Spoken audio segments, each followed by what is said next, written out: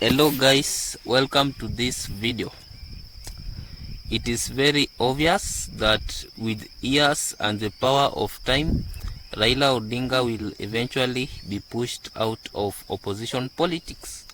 In fact, just yesterday, during the meeting of Orange Democratic Movement, Raila Odinga relinquished control to Anyang' Nyong'o. This is an indication that Raila is carefully and slowly taking a backseat as long as the country's politics is concerned. Now there is one very big question. Who will fill that gap? Who will replace Raila Odinga in the political landscape and architecture of the country? This is really a big question. Now,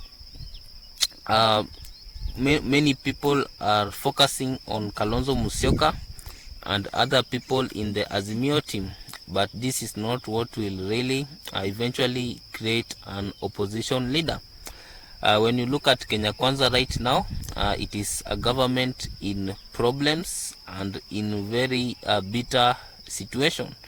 This situation comes about as a result of the ouster of the deputy president Rigathi Gachagua.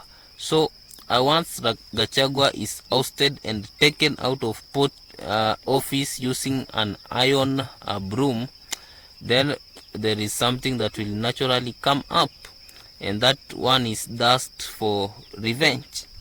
Gachagua will want to make William Ruto feel the same way that he is feeling right now, the weight of betrayal to hang on the shoulders of William Ruto. So as a result of this thirst for betrayal, what Gachagua will do is that he will go out there and form a strong political party that will counter President William Ruto in 2027. So this thirst of revenge will make Gachagua an opposition leader. Talking with the numbers in mind, we found that Gachagua and William Ruto pair acquired a lot of votes in central Kenya. So Gachagua definitely has some supporters, and he will use these supporters to frustrate William Ruto. So there is what we call this thirst for revenge that Gachagua has. Secondly, Gachagua will want to prove something to the members of parliament who impeached him. He will want to prove to the members of parliament that they were entirely wrong in their assessment of his credibility as a vice president and his support base from the masses. Most Kikuyu leaders have unanimously endorsed Kindiki as their chosen political kingpin. The question that remains is this the decision of a few party leaders, a few officials, or is it a decision that is shared across the country? So this is really a question that needs to be answered. So Gachagua wants to prove MPs that opposed him wrong. So he will become an opposition leader because he wants to prove these people wrong, that he was not that bad in power and that he did not deserve to be impeached. So there is also this proving MPs wrong. Then thirdly, we find that Gachagua has the resources to conduct campaigns, to form political parties. He has some billions which will enable him to make these things come to reality. There is also a fourth factor that will make Gachagua the next opposition leader, and this one is the anti-Raila revenge. Gachagua is a man who hated the guts of Raila Odinga. Actually, life has a way of making things that we hate the most come to reality. Gachagua is on record confessing his disgust and disapproval of Raila Odinga.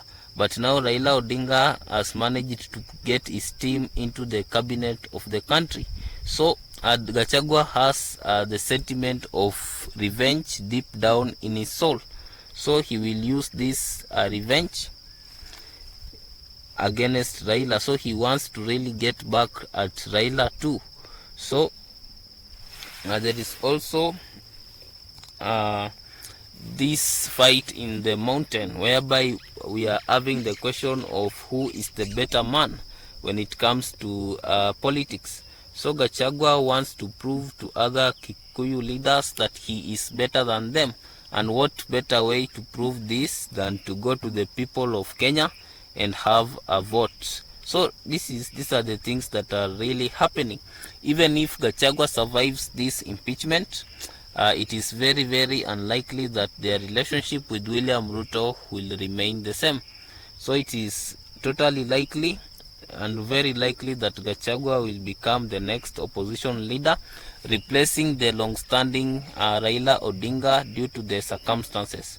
So this cocktail of events will produce a very strong opposition leader in Gachagua. And Gachagua, what will make him more endearing to the people is the fact that he calls himself a truthful man, and he is able to speak the truth to power without fear, a trait that is with Raila Odinga most of the time. So this